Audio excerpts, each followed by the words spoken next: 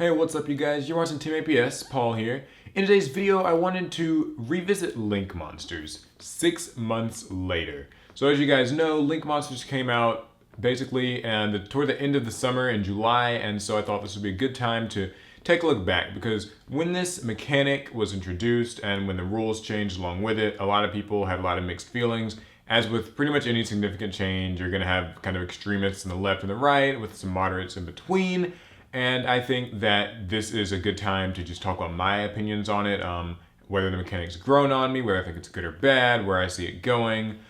So I decided to break this up basically into a handful of questions that I think we all have to answer. And excuse me for my notes here. The first question, are Link monsters too complicated? Is it too hard to understand? The second question, is the generic nature of these monsters good or bad? Number 3, how well they work with Master Rule 4, which is so closely tied to them. I think it's worth discussing. Number 4, are they actually good? Number 5, did they slow the game down? And then I'll kind of end with my final verdict. So let's start with the first one. Are Link monsters too complicated? Now, this was a really big point of contention early on because, let's face it, when you first read Link monsters and how they worked, I think everyone would agree, it just seems like it's unnecessary complication for a game that admittedly already is kind of like bloated up with its own just bit of kind of complication and stuff. We've already got like change and all these other things to deal with, crazy rulings. Link monsters, I feel, definitely were a bit too much. Like, kind of the whole, when you combine it with Master Rule 4 that I'll talk about later, I think that, the whole arrows thing, then not having defense, not having levels, being able to count as Link levels beyond what their monster just type is, and, the whole co-linked versus like extra linked versus, just pointing to mechanics, and just how the arrows open up slots. I feel like I don't want to say it's bad because fundamentally it's interesting. It's just that I think Yu-Gi-Oh! Maybe didn't need the extra complication. Like, I feel like some of the stuff that they did with Link monsters was cool. Like, you look at maybe a Cosmic Magician. The cards it's pointing to get bounced back to the hand. And that, that kind of makes sense, right? Or like Borload can summon monsters to the zone it's pointing to. Or, Skull Deep, that's a maybe more recent example. Like Decode Talker gains attack based on what it's pointing to. That's all good and well. But I do think that nobody really was asking to have to keep up with columns so much in Yu-Gi-Oh! Nobody was really asking to kind of to add up like link levels and things like that. I feel like synchros and exes, and maybe to a lesser degree pendulums, but definitely synchros and exes were popular because they were pretty easy to just pick up and understand. Like, people had their gripes with synchros early on, like, oh, what's a tuner monster and a non-tuner, you have to add up the levels. But at the end of the day, it ends up being really simple. You add the levels up, and that's what you get, and, boom. And then Xyz are even easier. 2 level 4 monsters, splat. 2 level 3 monsters, splat. And Link monsters are generic, so making them, I guess, shouldn't really be part of the whole complication argument, but it's maybe just the set of rules surrounding them. And I have to say, I don't like that Konami sort of, with each new monster introduction, tends to almost break more rules than anything. Like, they introduce new rules and they break old ones. So Link monsters don't have defense points at all. So they aren't even affected by certain cards. They can't go into defense position. They can't go face down. So now you've got like Quaking Mirror Force and Book of Moon and Swords of Concealing Light that don't even work on them. And it just kind of makes me think, like, was there a reason for them not to have defense? Like, I don't know. So I feel like some of their mechanics just seem like they added a bit too much to the things. And while it's pretty easy to pick it up after a while, like once you start using Link monsters, it sort of makes sense. I feel like it can be really alienating for new people because no matter how hard I try, it's really tough to just succinctly explain Link monsters to an old player who's trying to understand it. And that actually makes the game feel uninviting as a result because it's like the Yu-Gi-Oh! I'm used to actually is no more. Like, if I'm an older player trying to get back into this, it's just like, what happened? Like, the game board's different and these Link monsters are so integral, and that's maybe what my bigger gripe is because you're sort of forced to play them, which we'll talk about more later. You have to now understand them completely, and you use them and use them well. And I think that when you kind of add that all together, it really gets a bit excessive. So that's my big thing with it. It's easy enough if you're a competitive player, you're probably used to it, but I think for new people, it's just really a hard time. Um, so let's talk about the generic nature of these monsters. Um, Link monsters are, I guess you could say, the easiest to make extra deck monsters that we've ever had, technically speaking. I mean, most of them just take like two effect monsters, or it might be like, three just monsters or whatever, or maybe like monsters with different names. But they're largely generic, and that's actually changed a lot of things about the game. For example, kaijus, you can now like link off with any kaiju monsters that your opponent gives you. So that's an easy way to use that Gameciel. It's made certain decks like Dustin's basically irrelevant, because they were like unable to be used as like synchro material and Xyz material and fusion material and all that stuff, but now you can just link those away. So it kind of sucks for them. But by and large, I think that the generic nature of Link monsters is a bit of a problem with them because it's why so many decks can do so many FTKs. Maybe that's more of just a Firewall Dragon thing because Firewall is extremely generic, like the most generic of generics and all of that. But I mean, really, I think it's going to be a problem going forward because as they make more Link monsters that just sort of say this takes 3 monsters to make, then more and more decks will be able to just find crazy engines and just make these cards. And that's why we've seen things like Grinder Golem, that's why we've seen things like Level Eater, Scapegoat and Gofu, all these things being abused because, really and truly, it's just about powering out the Link monsters. The big problem for me, and I think, is kind of like, because Master Rule 4 centralizes the game around Link monsters, they had to make them generic. And so they had to make it where any deck can use these, more or less. But in doing so, it means they have to be so careful with any effects they give these things because like they're really open to abuse. And so, so far, Firewall Dragon's been the biggest culprit here.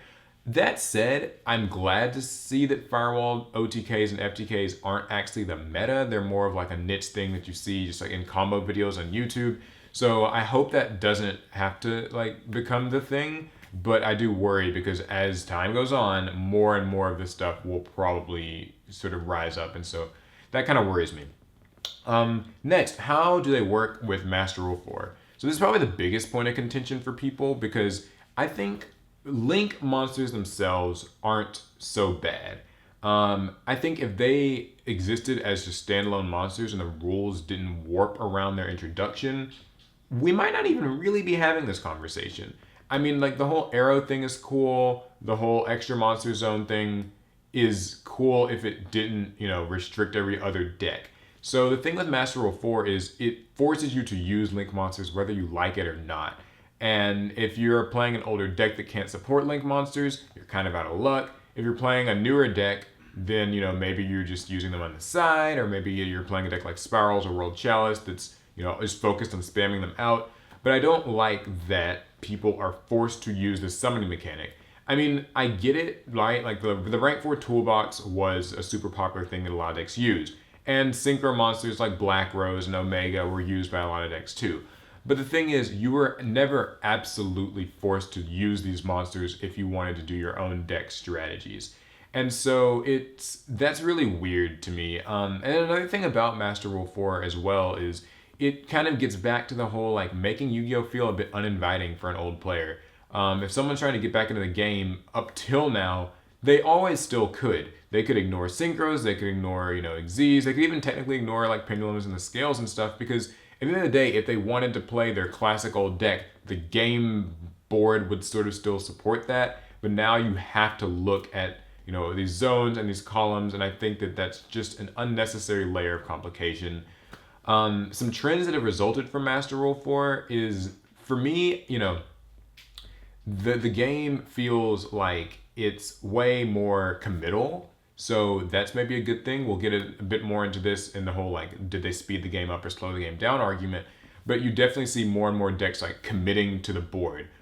Because you have to. If you want to make, Decode Talker or whatever Link monster and then continue your plays, and you have to play more monsters, summon more things. We see people running, like, double summons and those types of cards just to get more monsters out of their hand. Brilliant Fusion and Predaplants and Scapegoat and Gofu are all big parts of this. So yeah, there's definitely more commitment, which is kind of cool because it means that the game is now more prone to mass removal. Dark Hole, Raigeki, evenly matched. Those cards make more of a dent because your opponent is forced to put more of his or her hand out on the board, and you kind of have to just deal with it somehow. So that's an interesting thing, but we'll get more into that in a bit. But yeah, I think Master Rule 4 is really the bigger problem than Link monsters are. If Links were their own thing and the arrow thing just worked like just the way it does, but just didn't force you to play other stuff, then I don't think I'd have a problem with it. I guess it's really more of a Master Rule 4. And the next question, are they actually good? And this, I'm a bit mixed. Link monsters, there are some with some really good effects. I actually think the Decode Talker is a pretty good monster. Being able to like negate targeting effects is cool. Being able to get pretty big, like 3300 reliably, is pretty cool. And like also Proxy Dragon, when it's combined with certain fields, is a really great way to protect, yourself. Firewall Dragon obviously opens up a lot of FTKs and OTKs, but for the most part, I'm actually hard pressed to see Link monsters as anything better than the Rank 4 toolbox was and stuff like that, or Synchros in the past were. So, because the thing is, if you like, Firewall Dragon's a big OTK enabler, but outside of that, as a monster, is it actually worth making with 4 materials? Harder to tell. If you're going to be like looping firewalls and crazy cards and killing your opponent in one turn or burning them out, then sure, Firewall Dragon's broken. But in a standard game, like just 2 people playing like kind of control decks, maybe it's not so good. And besides those handful of cards, I mean, we've got like Borload's kind of a boss monster and he's cool. But there aren't like just generic Link monsters that feel like they're just good to make any old time, if that makes sense. Akashic Magician's an out, but it's actually kind of easy for your opponent to play around that. And we've got like Mrs. Radiant and like, Dual Chimera and Starboy and those types of cards. They're pretty cool. I just find Link monsters for the most part to be kind of average. In the next few years, I'm sure we'll see more powerful Link monsters come out, which, like I said, worries me because of the whole generic thing. But right now, they're just sort of average monsters. I think that most decks have a hard time committing the amount of cards it takes to summon them out, because like 3 monsters is a lot to ask for like something that isn't that strong. And that's even, with like Mrs. Radiant and stuff, like 2 monsters for something that only has 1900 attack. I don't know. But they're definitely doing a good job now of like importing some of the Link Brain stuff that supports other archetypes, because I know people are really worried about that. And those monsters do seem to be good. Those do seem to be like useful things. We've obviously got Electromite, hopefully, Needle Fiber and, the Pipeline. Those cards I think will make Yu-Gi-Oh! Really interesting and fast and exciting. But that brings us to our last question, which is, did Link monsters slow the game down like people thought they would? Because there's this big thing when Link monsters were introduced where it's like, all right, so this is clearly meant to nerf extra deck summoning. You can't spam the extra deck out because now you have to use these Link monsters and open up your zones, and they're never going to open up all your zones. So, this game should, in theory, not have as many just spam out 3 or 4 Xyz or Synchros. I think it did both. I think it slowed the game down. If you're playing a deck that doesn't have the resources and the speed to put out Link monsters, then you are drastically slowed down and it did its job. The problem is, though, we still see the surgence of decks that do spam out Links faster than any other deck can. That being, currently Spirals, but like World Chalice comes to mind as well. There will be those in the future. It almost feels like it's sort of divisive, because it's like, if you aren't kind of one of the chosen decks, then you don't get to really use Link monsters, effectively at least. So it's hard to say. Like I said with the whole Master Rule 4 thing, it kind of feels like they made the game more committal. Like, you have to put out more cards if you want to keep up.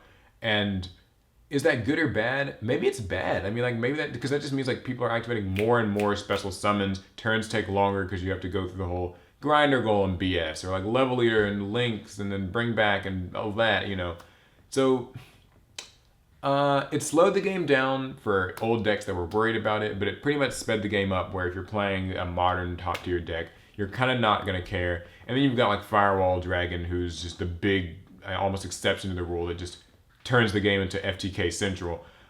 So I don't know if I would say that they did their job exactly there. If that was even what the job was, maybe more speculation.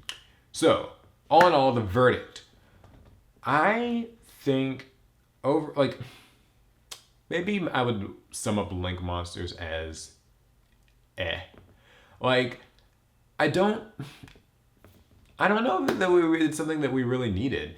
I just think, it adds just another layer of complication and rules and, tidbits and stuff to a game that honestly had enough rules and stuff. And, it's a unique summoning type. It kind of brings some interesting stuff to the table, but warping the game around it is very frustrating. I'm legitimately in the camp of people who says I don't think that it needed to happen the way it did. It's kind of like, if you like Link Monsters, they can be fun. It just sucks for everyone who's kind of forced to learn it. And I don't know. I mean, we've had the rank 4 toolbox that did fine. We've had like Synchro Monsters that did fine. I don't think we needed more extra deck summoning types. So I can't say that I like them. I guess I should also, say like what I see Link Monsters going in the future. With the Link Vrains monster imports, I feel like Link Monsters will finally reach a point where they're more integrated into deck strategies. So it's no longer gonna be just make Decode Talker or make Proxy Dragon or make Mrs. Radiant just so you can do plays and they're otherwise generic monsters you don't care about. We'll get to a point where, we're using like the Alistair Link monster, like the Gem Knight Link monster, the Ritual Beast one, the Shaddoll one, where decks are like, those are part of deck strategies. I think that'll be a fun point in the game where it feels like it's really come into its own. The thing is, we don't know how quickly some of these Link Monster imports will happen. Presumably more will be in Flames of Destruction. But I mean, even so, there will still probably be a few left out and we're gonna have to wait. And I think that with Link Monsters, they really need to be getting the good ones out quickly, just so more people like them, but So, yes, those are my thoughts on Link Monsters 6 months later. Let me know what you guys think. I think it's obviously something where there's going to be like two camps. Everyone has their own opinions on it.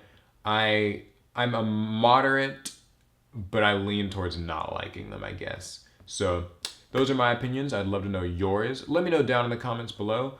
And that's going to be it for the video. So thumbs if you liked it, sub if you loved it. Be sure to subscribe for more Yu-Gi-Oh! And maybe we should revisit this like a year from now, for example. Let me know if you guys want me to do that. All right, that's going to be it. I'll see you guys in the next one.